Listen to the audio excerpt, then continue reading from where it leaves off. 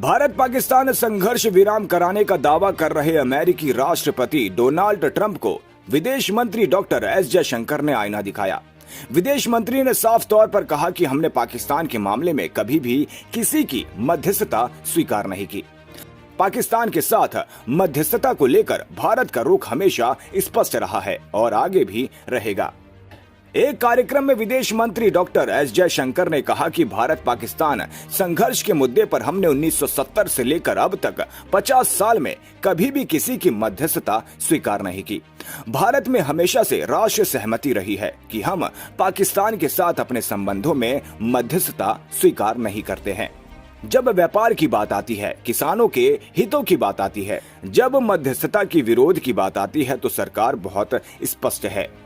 उन्होंने कहा कि अगर कोई हमसे असहमत है तो भारत के लोगों को बताए कि क्या वे किसानों के हितों की रक्षा के लिए तैयार नहीं हैं, क्या वे रणनीतिक स्वायत्तता को महत्व नहीं देते हैं, लेकिन हम देते हैं। इसे बनाए रखने के लिए हमें जो कुछ भी करना होगा हम करेंगे।